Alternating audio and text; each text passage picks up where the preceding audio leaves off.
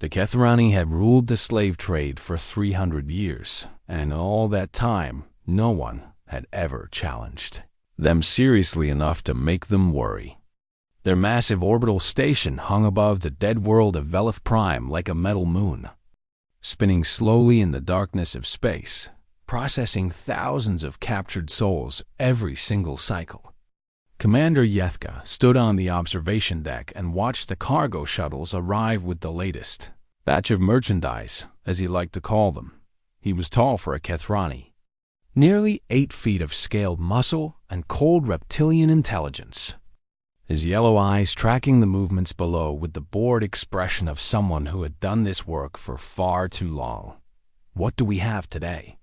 he asked his subordinate without looking away from the window. "Mixed batch, Commander," the younger Kethrani replied, scrolling through his data tablet. 47 Druvan workers. Good strong backs for the mining colonies.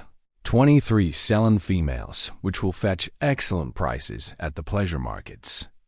And 32 humans from a colony transport we intercepted near the Keth border.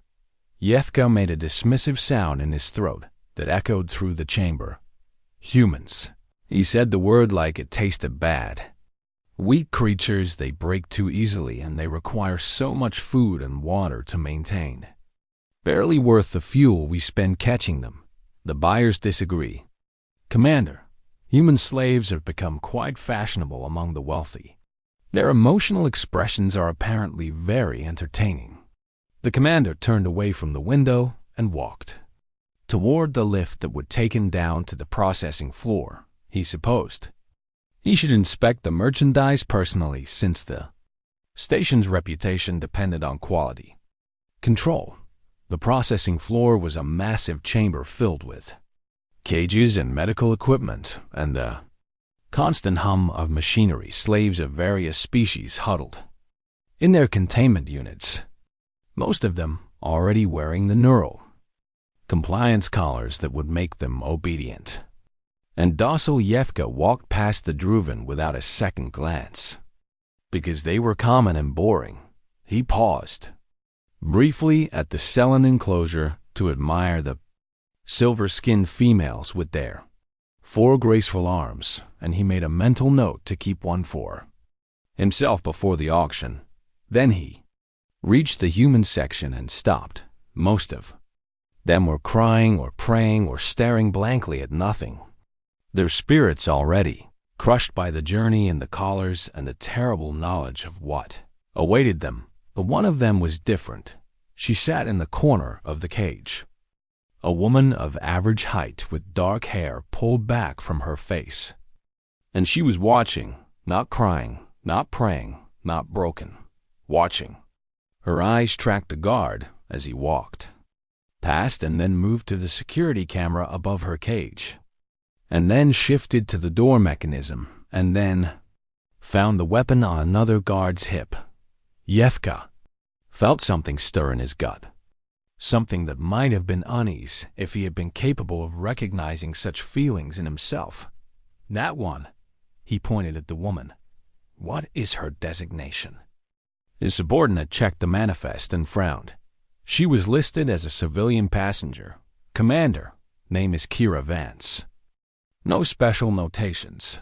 The commander studied her for a long moment. She met his gaze without flinching, without fear, without anything he could read in those strange human eyes. "Double her collar's sensitivity," he said finally. "Something about her bothers me." "Yes, Commander." Yethka walked away, pushing the strange feeling down into the depths of his mind where he kept all the things he did not want to think about. She was just a human after all. What could one human possibly do? Inside the cage, Kira Vance watched him go and continued her calculations. She had been counting since the moment they captured her transport 3 days ago. Counting guards and counting weapons and counting patrol rotations and counting the seconds between shift changes. The fear had been there at first, cold and sharp in her chest. But she had pushed through it the way she had been, trained to push through everything. Fear was just another obstacle, and obstacles existed to be overcome. She had stopped being afraid somewhere around hour 47. What replaced the fear was something else entirely. Something cold and patient and absolutely lethal. The other humans in the cage avoided her because they could sense it. Even if they could not name it, they knew on some instinct level that this woman was different. That something lived behind her eyes that they did not want to look at too closely. A young man, barely more than a boy, worked up the courage to approach her. "Are you okay?" he asked, his voice trembling. "You have not said a word since they brought us here." Kira looked at him and saw the terror in his face and felt something like pity. "What is your name?" she asked. David Chun. I was going to the Kepler colony to study. I was going to be a teacher." "David," she said his name carefully, committing it to memory. "I need you to do something for me." "What?" "In approximately 16 hours. Things are going to get very loud and very violent on this station. When that happens, I need you to gather everyone in this cage and move toward the docking bay on level 7. Can you remember that?" David stared at her like she had lost her mind. "What are you talking about?" "We are prisoners. We have these collars. There are hundreds of guards." "I know. Then what are you going to do?" Kira turned back to watching the guards, her eyes tracking their movements with mechanical precision. "I am going to give them a reason to fear humans," she said quietly. "I am going to make them understand that we are not prey." David backed away from her slowly. He did not speak to her again. He was not sure he wanted to know what she was planning, but he memorized the route to level 7 anyway, because something in her voice made him believe that she was not crazy at all. Something in her voice made him believe that she was the most dangerous thing on this station. And for the first time since his capture, David Chun felt something other than despair. He felt something that might have been hope, or it might have been fear of a different kind. Either way, he decided he would rather be on her side when whatever was coming finally arrived. The station continued its slow rotation above the dead world below. The guards continued their patrols without urgency. The commander retired to his quarters without another thought about the strange human woman, and Kira Vance continued, counting 14 hours and 37 minutes until the shift change. 14 hours and 37 minutes until she stopped being a prisoner. 14 hours and 37 minutes until she became what the Kethrani had never seen and could never understand, a human with nothing left to lose and everything to prove. The auction was scheduled for the following day. It would never happen. The hours passed slowly in the holding cell, and the sounds of misery filled the air like a terrible song that never ended. Some prisoners wept quietly in corners, with their faces pressed against cold metal walls. Others sat in silence, their eyes empty of everything that had once made them who they were. The neural compliance collars around their necks hummed with quiet menace, ready to punish any resistance with waves of paralyzing pain. Kira Vance had not moved from her position in the corner of the cage. She sat perfectly still, her breathing slow and controlled, her eyes never stopping their endless surveillance of everything around her. A silver-skinned woman with 4 arms had been watching her for the past several hours. The woman was Selen, one of the graceful species known throughout the galaxy for their beauty and their gentle nature. She had been crying earlier, but now her tears had dried and curiosity had replaced her grief. Finally, she could not contain herself any longer, and she moved closer to the human woman who seemed so different from all the others. "You are planning something," the Selen woman whispered, keeping her voice low so the guards would not hear. "I can see it in your eyes. You are not broken like the others." Kira did not look at her immediately. She finished counting the seconds between guard patrols before she acknowledged the alien woman beside her. "What is your name?" Kira asked. "I am called Desha. I was a musician on my homeworld before they took me. I played the crystal harmonics in the great temples." "A musician," Kira said, and something almost soft flickered across her face for just a moment. That is a beautiful thing to be. Desha leaned closer. All four of her hands clasped together nervously. Please, whatever you are planning, you must stop. They will punish all of us if you try anything. I have seen what they do to prisoners who resist. Have you ever seen what humans do when we are cornered? Kira asked. The Jua shook her head. No, your species is not common in this part of the galaxy. You are considered weak and fragile by most. Kira smiled, and it was not a pleasant expression. That is exactly what I am counting on. She turned to face Desha fully, and the Selene woman felt a chill run down her spine. Despite the warmth of the processing chamber, there was something in this human's eyes that Desha had never seen before in any creature. It was not madness, and it was not desperation. It was certainty, absolute and terrifying. Certainty. In approximately 6 hours, Kira said, her voice barely above a whisper. I am going to kill everyone on this station who's not in a cage, and when I do, I need you to help me with something. Desha's silver skin went pale. You cannot be serious. You are one human. You are unarmed. You have a collar around your neck just like the rest of us. There are 300 Kathrani warriors on this station. I know. They are understaffed. Desha stared at her in disbelief. Understaffed? Did you not hear what I said? 300 warriors, trained killers, armed with plasma weapons and protected by armor that can stop most attacks. And you think they are understaffed? Kira shrugged. I have faced worse odds. When? How? Who are you really? For a long moment, Kira did not answer. She turned her attention back to the guards, watching them move through their patrol routes with the lazy confidence of predators who had never known what it felt like to be hunted. I am what my people call a fury, she said finally. It is a designation given to certain individuals who have proven themselves capable of operating alone in hostile territory. We are trained from the age of 16 in every form of combat known to humanity. We learn to kill with weapons and without them. We learn to survive in any environment and escape from any prison. We learn to become the thing that our enemies fear most. Desha felt her heart beating faster. The Selene had 3 hearts, and all of them were racing now. Why would your people create such warriors?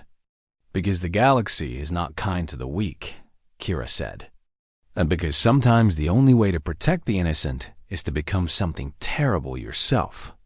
She reached out and touched Desha's arm gently. I need you to do something for me when the time comes. What? When the fighting starts, I need you to gather the prisoners and lead them to the docking bay on level 7. There will be ships there that you can use to escape. Can you do that? Desha wanted to say no. She wanted to tell this crazy human that her plan was impossible and that they would all die if she tried anything so foolish, but something in Kira's voice stopped her. It was the same certainty that lived in her eyes. It was the voice of someone who had done impossible things before and expected to do them again. How? Desha asked. How can you possibly kill 300 warriors by yourself? Kira smiled again, and this time it reached her eyes. I am not going to kill them all by myself. They are going to help me. You see, the Kathrani have never fought a real war. They prey on civilian ships and unarmed colonies. They have no idea what a prepared human soldier can do. They will panic and they will make mistakes, and every mistake will cost them more lives. She leaned closer to Desha. The first rule of combat is to know your enemy. And they know nothing about us. They think we are weak because we feel pain and fear and love. They do not understand that those things make us stronger, not weaker. Desha was silent for a long time. Around them, the other prisoners continued their quiet suffering, unaware of the conversation taking place in their midst. Finally, the Selene woman nodded. I will do what you ask, she said.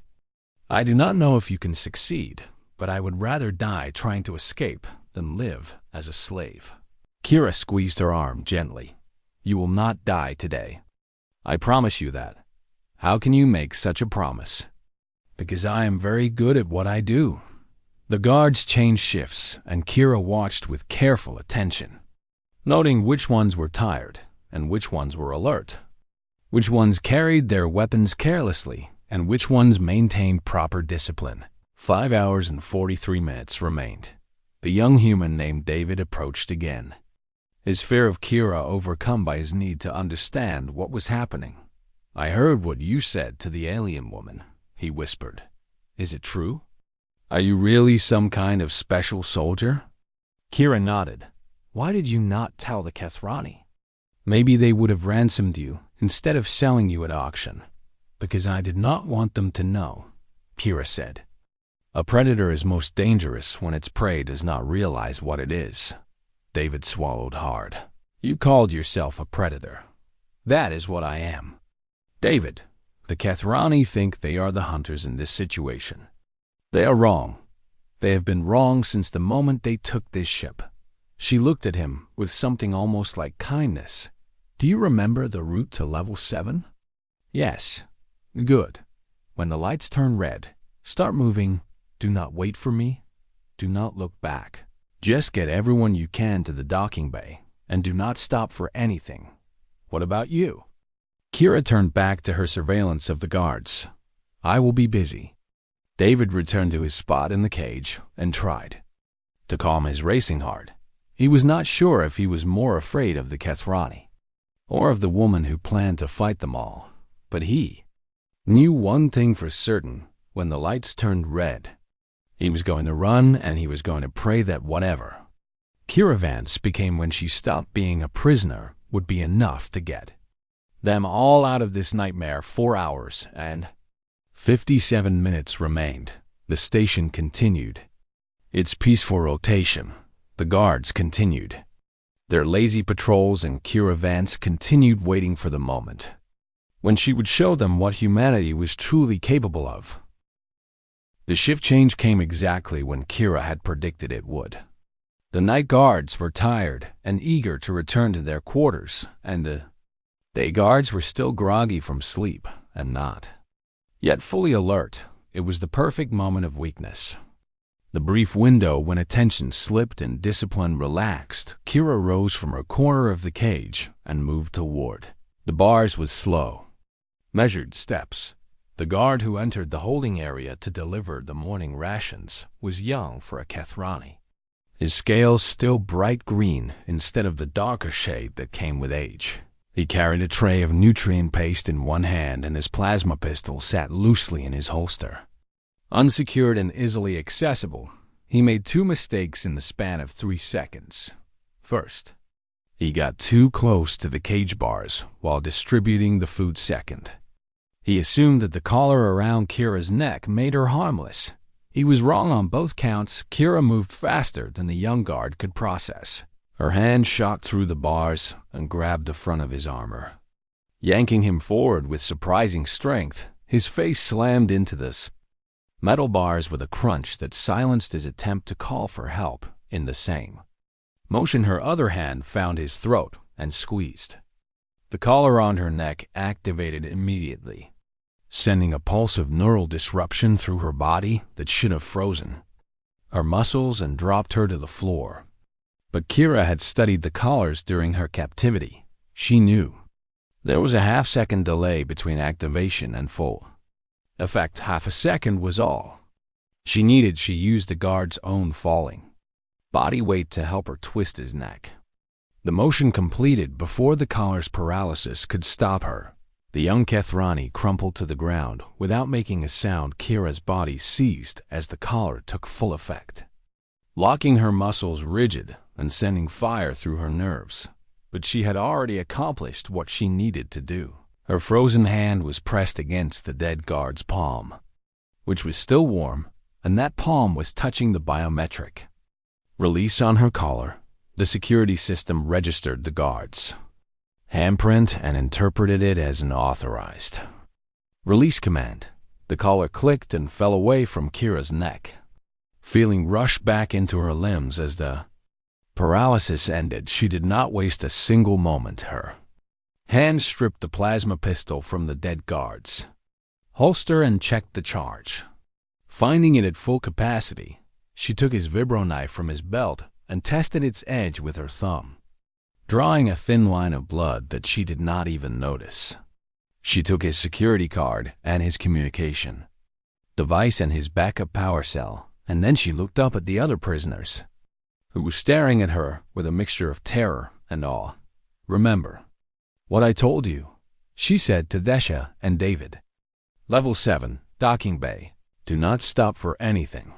She pressed the security card to the cage lock and the door swung open. "Wait for the lights to turn red," she said. "Then run."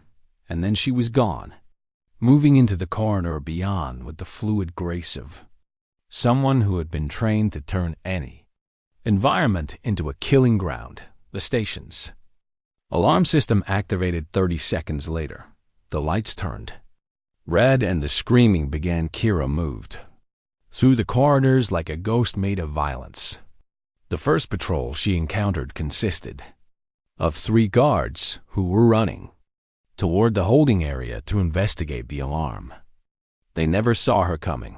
She dropped the first one with a shot to the throat before he could raise his weapon. The second one managed to get his rifle up, but she was already inside his guard, the vibro knife punching through the gap in his armor where the chest plate met the shoulder guard. The third one turned to flee, and she shot him in the back without hesitations. She did not feel guilt or remorse or anything at all, except the cold clarity of combat. These were slavers who had stolen thousands of lives and destroyed countless families. They deserved no mercy, and she had none to give. She stripped the fallen guards of their weapons and ammunition, adding a plasma rifle to her arsenal and several extra power cells to her belt. A security door ahead of her slammed shut as the station went into lockdown mode. She smiled. They were trying to contain her, to trap her in a section of the station where they could overwhelm her with numbers. They did not understand that she had memorized the maintenance shaft locations during her time in the holding cell. She found the access panel and kicked it open, sliding into the narrow space beyond with practiced ease. The shaft ran parallel to the main corridor, giving her a path around the sealed door. She emerged behind the squad of guards who had been waiting to ambush her. They died without ever seeing her face. More alarms sounded throughout the station. Emergency announcements in the Kethrani language warned of a containment breach and ordered all personnel to their stations. Kira ignored the noise and focused on her mental map of the station. The command center was on. Level 12 Commander Yethka would be there, surrounded by his best warriors. But first, she had other targets to eliminate. The station's armory was on level 4.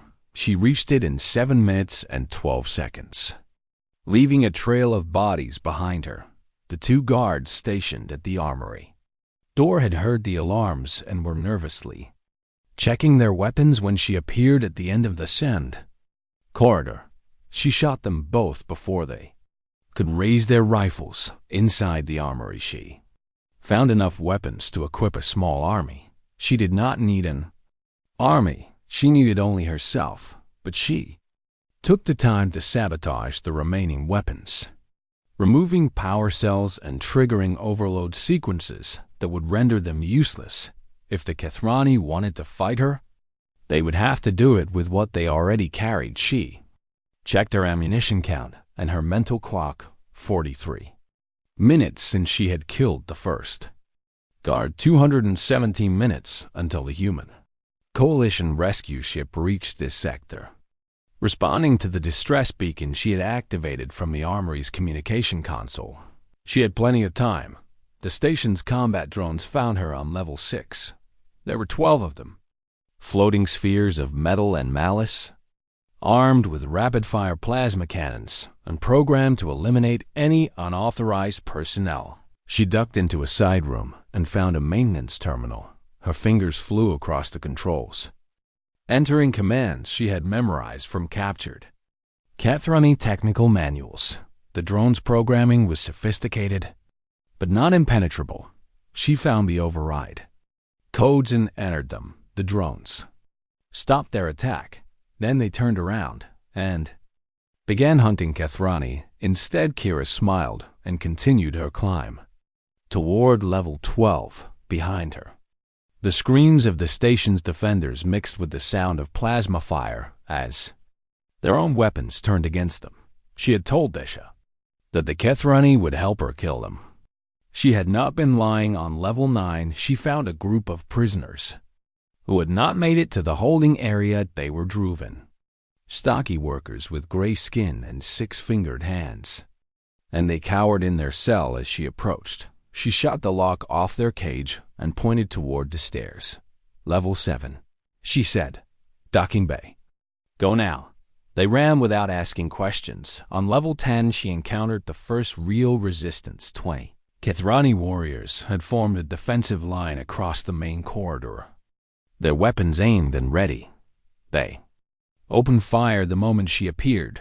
She did not try to fight them directly. Instead, she retreated around the corner and pulled a plasma grenade from her belt. She had taken it from the armory, along with several others. The explosion tore through the defensive line and sent bodies flying.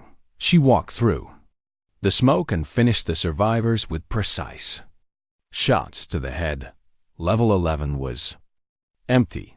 The remaining Kethrani had all retreated to the command center to protect their leader. Kira checked her weapons one final time and began climbing the last stairs. Commander Yefka was waiting for her. She was looking forward to meeting him again. Commander Yefka stood in the center of his command room and tried to understand how everything had gone so wrong so quickly. The security monitors showed nothing but chaos bodies littered the corridors of his station, warriors who had served him faithfully for years, now lying broken and still in pools of their own blood. Combat drones he had deployed to stop the intruder had somehow turned against his own forces, hunting them through the lower levels with mechanical efficiency. And through it all, a single human woman moved like death itself, unstoppable and relentless. How many have we lost? He demanded. His tactical officer's voice trembled when he answered. 247 confirmed dead. Commander, another 31 wounded too severely to fight. Our effective combat strength is down to 22 warriors. 22 warriors. He had started the day with nearly 300. Where is she now? The tactical officer checked his console with shaking hands. She has reached level 11. Commander, she will be at the command center doors in approximately 4 minutes. Yefka turned to survey his remaining defenders. 12 of his best warriors stood in a semicircle around the room, their weapons raised and their eyes fixed on the reinforced doors that separated them from the corridor beyond. These were veterans, soldiers who had fought in dozens of raids and survived encounters that would have killed lesser Kethrani, but even they looked afraid. What is she? Yefka asked, more to himself than to anyone else. What kind of creature can do this? His tactical officer pulled up a file on his screen and read it with growing horror. I found her records in the human military database. Commander, the one we intercepted last cycle. Her name is Kira Vance, and she carries a designation I have never seen before. What designation? She is classified as a Fury. Commander, it appears to be a special category of human soldier. The file says. He stopped reading, and his scales went pale. What does the file say? Yefka demanded. It says that Furies are deployed only in situations where conventional military action is not possible or desirable. They operate alone and without support. They are trained to infiltrate hostile territory, eliminate high-value targets, and extract themselves without assistance. The tactical officer swallowed hard. Her file lists 17 confirmed solo operations. Commander, she has destroyed insurgent cells on 5 different worlds, assassinated 3 warlord leaders who were protected by armies of guards, and single-handedly disabled a Threll dreadnought by killing its entire command crew. He looked up at his commander with eyes full of terror. There were no survivors from any of her operations. "Commander, not a single one." A heavy silence fell over the command center. The warriors shifted nervously, their confidence shaken by the knowledge of what was coming for them. "She is still just one human," Yefka said, trying to sound more certain than he felt. "She has to be exhausted by now. She has to be running low on ammunition. We have 12 warriors here, the best fighters on this station, with respect. Commander, she has killed 247 of our best fighters already. Then we will kill her when she comes through that door. Set up a crossfire. I want every weapon aimed at that entrance. The moment she appears, we fill the air with plasma." The warriors moved into position, forming overlapping fields of fire that would make survival impossible for anyone who tried to enter the room. Ithka allowed himself a moment of hope. Perhaps they could still end this. Perhaps this human nightmare would finally meet her match. And then the lights flickered. "What was that?" one of the warriors asked. "She has access to power grid," the tactical officer reported, his voice rising with panic. "She is rerouting power away from the command center." The lights flickered again and then died completely, plunging the room into darkness. Emergency lighting activated a moment later, bathing everything in a dim red glow that created shadows in every corner. "Thermal scopes," Yefka ordered. "Switch to thermal imaging." The warriors adjusted their weapons, activating the thermal sensors that would allow them to see heat signatures. In the darkness, they could see each other clearly now. Bright shapes of warmth against the cold walls, but they could not see what was happening outside the door. "I am picking up something strange," one of the warriors said. "There is heat building up on the door surface." They all saw it at the same time. A bright orange line appeared on the reinforced metal door, moving slowly downward as something on the other side cut through the material. She had found a plasma cutter. "Open fire!" Yefka screamed. "Shoot through the door!" 12 weapons unleashed their fury at once, filling the air with superheated plasma that punched through the weakened metal and tore into the corridor beyond. They fired until their power cells ran dry, until the door was nothing but molten slag and the corridor was filled with smoke, and fire silence fell. Yefka peered through the destruction, trying to see if they had hit their target. "Is she dead?" he asked. "No," one answered. "No one could see anything through the smoke," and then a voice spoke from behind them. "You missed." The warriors spun around and Shakira Vance stood at the back of the command center. Having entered through a maintenance hatch that no one had thought to guard, she was covered in blood, most of it not her own. Her armor was scorched and damaged in several places. Her face was streaked with sweat and grime, and in her hand she held a plasma rifle and a vibro knife that gleamed in the red emergency lighting. She looked like something from a nightmare, a creature born of violence and fury. She looked like death itself. The warriors opened fire, but she was already moving, diving behind a console as plasma bolts burned through the air where she had been standing. She returned fire without looking, her shots finding targets through instinct and training. 2 warriors fell. The others tried to reposition, but she was faster. Rolling out of cover and sprinting toward them with impossible speed, her knife found the throat of another warrior before he could bring his weapon around. She used his falling body as a shield against the next volley of fire. Another shot took down a 4th warrior, and then she was among them. Too close for plasma weapons to be effective, the fighting became brutal and personal. She moved like water, flowing around attacks and striking at vulnerable points with surgical precision. A warrior swung at her with the butt of his rifle, and she ducked under the blow. Her knife opening his stomach as she passed. Another tried to grab her, and she broke his arm with a twist that sent him screaming to the floor. One by one they fell. One by one they died. Yefka watched in frozen horror as this single human woman destroyed his elite guard with nothing but a knife and her bare hands. When it was over, she stood alone in the center of the room, surrounded by bodies. She was breathing hard now, Her chest heaving with exertion, blood dripped from her knife onto the floor. She turned to look at the commander. "Do you remember me?" she asked. Yethka could not speak. His voice had abandoned him along with his courage. "You looked at me in that cage, and you saw nothing worth worrying about. You saw a weak creature, something to be bought and sold like cargo." She walked toward him slowly, her knife held loosely at her side. "You were wrong." He tried to run, but his legs would not obey him. Tried to reach for his weapon, but his hands were shaking too badly to grip it. She stopped in front of him and looked up into his yellow eyes. "This is what humans are," she said quietly. "This is what we become when you threaten the people we care about. We are not prey, Commander. We are the most dangerous predators this galaxy has ever seen." Her knife moved faster than he could see, and Commander Yethka, who had ruled the slave trade for 30 years, fell to the floor and did not rise again. Kira stood alone in the command center, surrounded by the bodies of her enemies. She allowed herself one moment to feel the exhaustion that pressed down on her like a physical weight. Then she straightened her spine and began the long walk back down to level 7.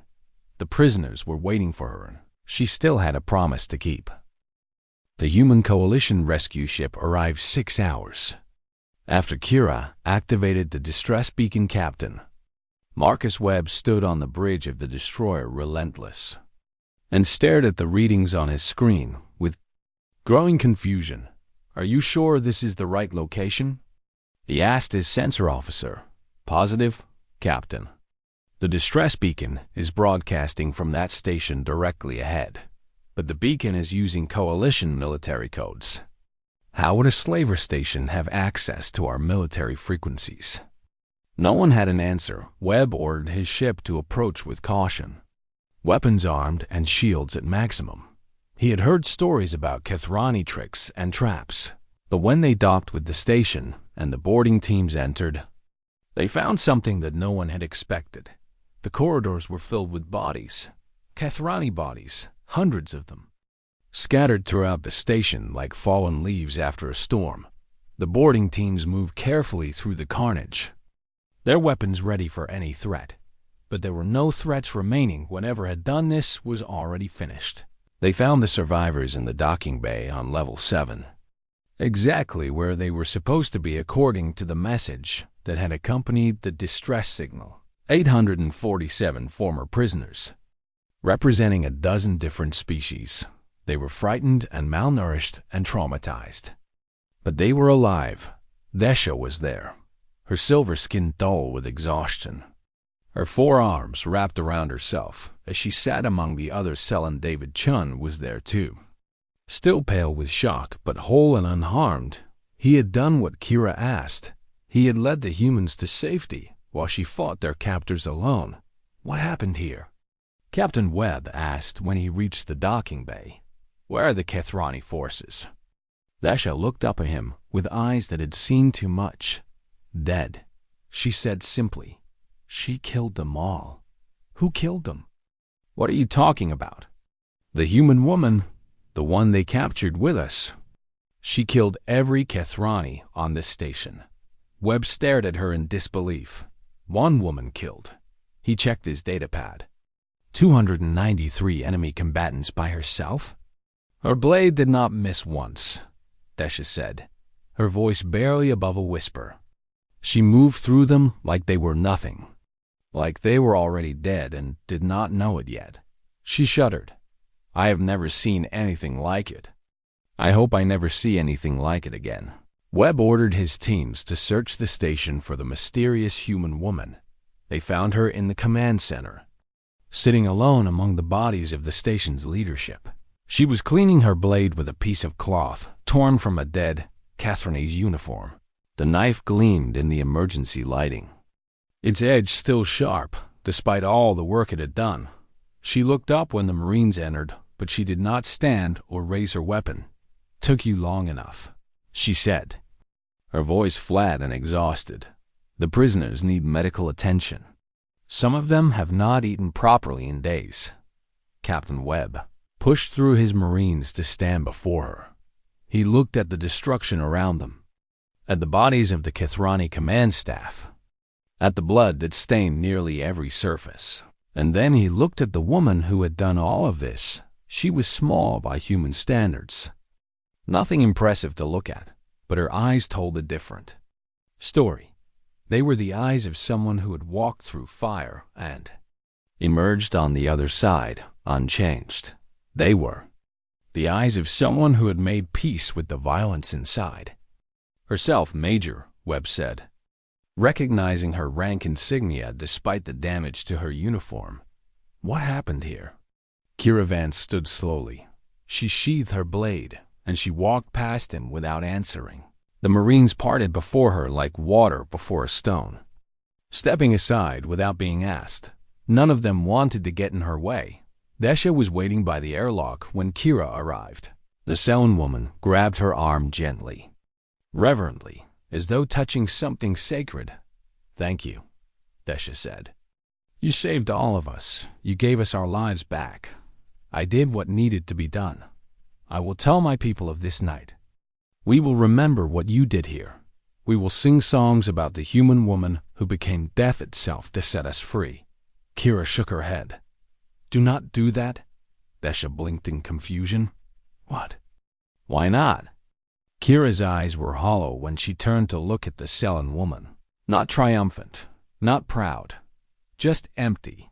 "Do not speak my name when you tell the story. Let them wonder who I was. Let them fear the uncertainty." She looked back at the station, at the graveyard she had made. A name can be hunted. A ghost cannot be caught. If they do not know who I am, they will fear every human they see. They will wonder if the next prisoner they take will be another me. Desha understood the terror was the point, not revenge, not justice, but fear as a weapon. If every human might be what Kira Vance was, then no human would ever be safe to enslave again. "What shall I call you then?" Desha asked. "The stories must call you something." Kira considered the question. "Call me nothing. Tell them only what I did. Tell them that a human woman walked through 300 warriors like they were shadows and nothing more. Let that be enough." She pulled away and walked onto the Coalition ship without looking back. The doctors wanted to examine her, but she refused. The officers wanted to debrief her, but she had nothing to say. That was not already evident from the body she left behind. She found a quiet corner in the ship's cargo bay and sat down to wait for the journey. Home, her hands did not shake. Her breathing was steady, but something inside her was quiet in a way that it had not been before. She had become something terrible to save those people.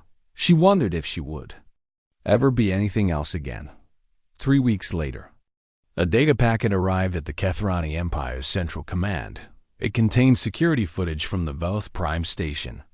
Unedited and complete, every moment of Kira's rampage was recorded in perfect detail. Along with the footage was a message from the Human Coalition, consisting of a single sentence: "We know where your stations are, and we know where your homeworld is. Free every human you hold within 30 cycles, or we will send more of her." The Kethrani released their human prisoners in 22 cycles, and in the dark spaces of the galaxy, where slavers and traffickers gathered to trade in misery, they no longer spoke of humans as easy prey. They spoke in whispers of the night when a single woman had walked through 300 warriors like death given form. They spoke of the blade that never missed and the eyes that held no mercy. They spoke of the terror that humans could become when pushed too far, but they did not speak her name.